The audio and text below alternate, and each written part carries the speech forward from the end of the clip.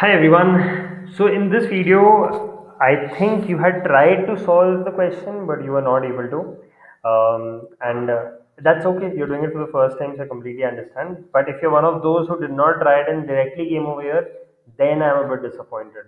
So if you're one of those, please try the thing once. And after that, if you're stuck, of course, I'm there. Okay, so first things first, let us again reapply the filter by removing it and reapplying it because we added this new column. All right, okay. Now, what is the question that we had in front of us? The question was that one of the particular rows in this entire sheet, okay, that has a wrong balance updated it. Okay, and which one is it? I've already made it a little bit easier. Which one was it?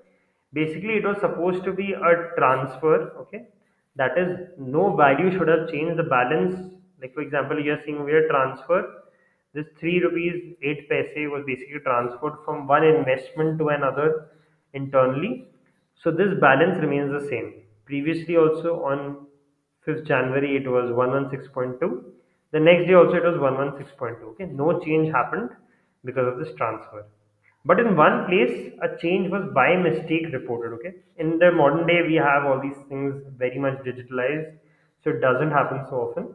But let's say we are living in an olden time and we have to identify where was this error made. So this is quite simple.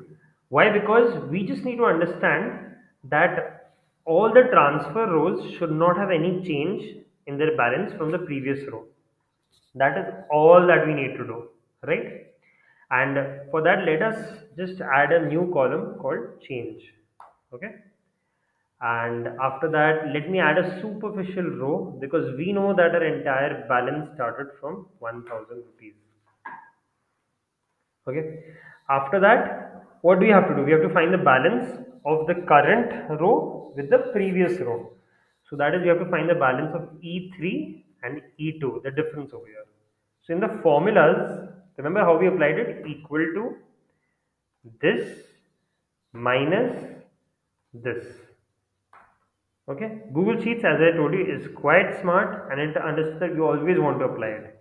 Let's see what happens if I apply it to all of them at one go. So Google Sheets has no feedback to be sent to Mr. Google. Okay, so what have we learned over here? That we can auto apply these formulas this way. Now, if I double click over here, you can see E3 minus E2 is what we had applied. If Google Sheets is smart, then it would have understood that here we want to do E4 minus E3. Yep, it is smart. Similarly, over here also it has done E14 minus E30. So it is working. Okay, now what do we have to see that all these no change rows, wherever there is no change, okay, over there, this amount should be zero. Because as I said, transfer means no change in the balance amount, just an internal adjustment is there.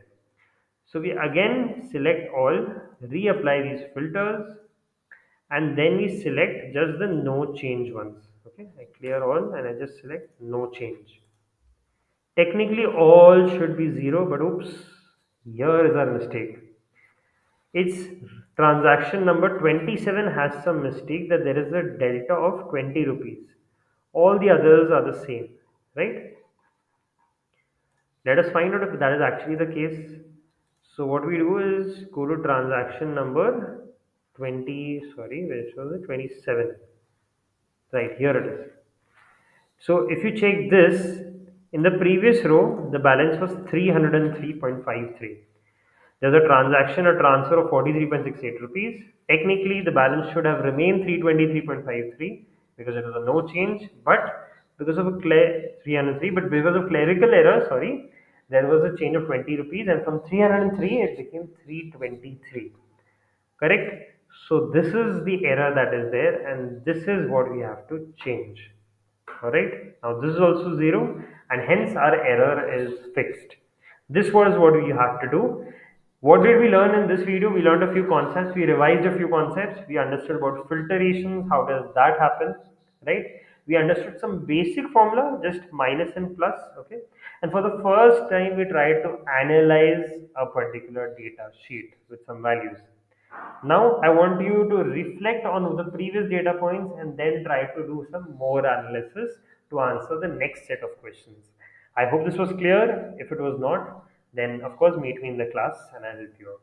All the best.